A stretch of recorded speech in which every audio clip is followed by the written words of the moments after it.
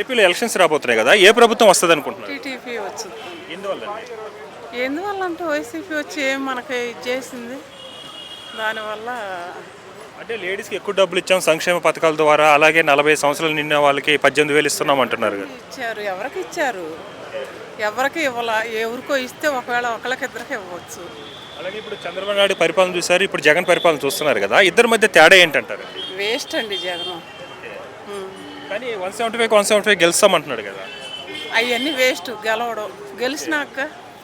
అలాగే చెల్లెలు కాంగ్రెస్లోకి చేరి అన్నపైన విమర్శలు చేస్తుంది కదా, దాని గురించి ఏమనుకుంటున్నారు? ఏమండి అంటే కాంగ్రెస్లో షర్మిల జాయిన్ అయ్యారు కదా, ఆమె అన్నపైన విమర్శలు చేస్తున్నారు, దాని గురించి ఏమంటారు? ఇక వాళ్ళు విమర్శలు చేసుకుంటారు, మళ్ళీ ఇది అవుతారులే, కానీ వాళ్ళ గురించి మనకి ఎందుకండి. వైసీపీ అయితే రాదు, తెలుగుదేశం వస్తుంది. అలాగే లాస్ట్ టైం 2019లో 23 సీట్లు వచ్చాయి కదా టీడీపీకి, ఈసారి ఎన్ని సీట్లు రావచ్చు అనుకుంటున్నారు? ఈసారి బాగానే వస్తాయండి, ఇన్నని మనం చెప్పలేం, కానీ గెలుపు మాత్రం తెలుగుదేశమే. టీడీపీ జనసేన ఇద్దరు కలిసారు కదా, దాని గురించి ఏమనుకుంటున్నారు? గెలిచారు, బాగానే ఉంటుంది. నెక్స్ట్ అయితే సీఎంగా చంద్రబాబు. చంద్రబాబు సీఎం. ఇప్పుడు మనకి ఏపీలో ఎలక్షన్స్ రాబోతున్నాయి కదా, ఇంక కొన్ని రోజుల్లో ఏ ప్రభుత్వం వస్తుంది అనుకుంటున్నారండి? వైసీపీ అయితే రాదండి.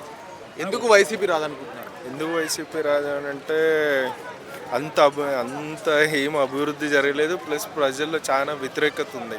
సేమ్ ఇక్కడ తెలంగాణలో జరిగినట్టే ఆంధ్రాలో కూడా జరుగుతుంది అనిపిస్తుంది.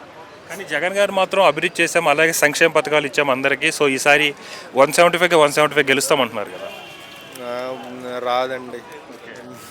మా తెలిసిన అనమాట అయితే దాదాపు అభివృద్ధి అని చెప్పుకుంటున్నారు తప్పించి ఏం లేదండి.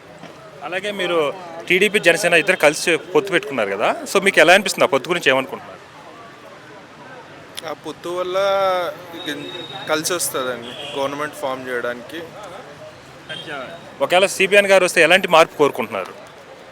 ఇక అది మార్పు అంటే ఆయన ఆల్రెడీ అభివృద్ధి అన్నిట్లలో ఆయన పర్ఫెక్టే కదండి చేశారు.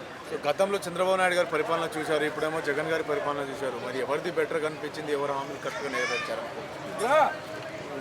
చంద్రబాబు నాయుడు